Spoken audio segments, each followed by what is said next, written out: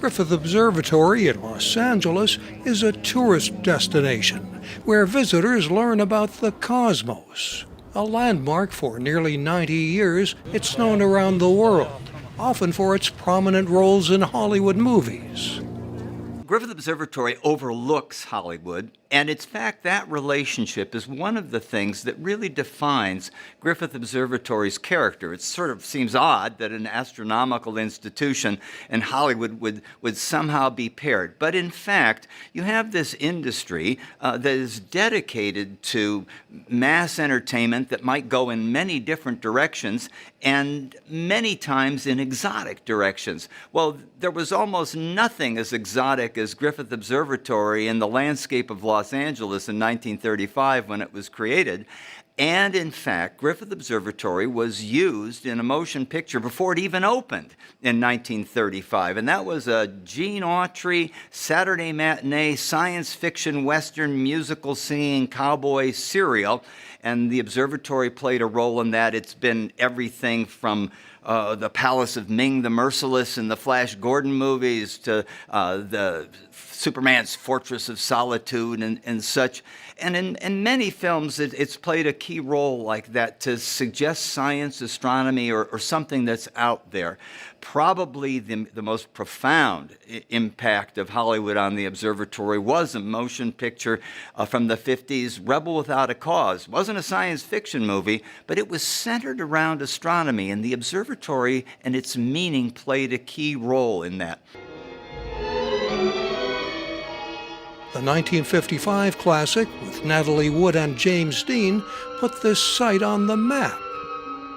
Just continued, and we've been in so many films we ought to have a star on the boulevard. It doesn't end, and Griffith Observatory reciprocates. It takes advantage of the storytelling priorities of Hollywood. We learn a lot of the technologies that develop from Hollywood. And in fact, our latest show, Signs of Life in the Samuel Ocean Planetarium, was completely produced by Hollywood professionals in animation, but to put it on a dome. An extraordinary achievement, but that's the nature of that relationship. You push the limits in both directions.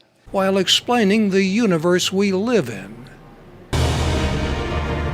scientists with the NASA-led Artemis program plan to put humans in lunar orbit by 2025 and return astronauts to the moon the following year, for the first time since 1972. People have often thought that interest in space exploration and astronomy flagged after the landing of people on the moon for the first time. And maybe to a degree that is true. But there has always been a solid affinity for the cosmos by the average person. It's not just technology, it's not just knowledge, it's the fact that there's something that prompts the imagination to leap where it doesn't normally go. And so there have always been people coming in large numbers to Griffith Observatory. This is the most visited public observatory on the planet. But at the same time, we do anticipate that Artemis really will electrify interest in space exploration again. But it's an amplification of something that's been in place with the Hubble Space Telescope that puts spectacular images, sometimes above the fold on newspapers and, of course, in social media and whatever. And James Webb has multiplied that extraordinarily. So there's always been a solid interest there, and I think there's going to be much more to come. An eclipse of the sun April 8, 2024 will generate more interest in astronomy, bringing a total eclipse on a path through northern Mexico and Texas, through the northeastern United States and southeastern Canada.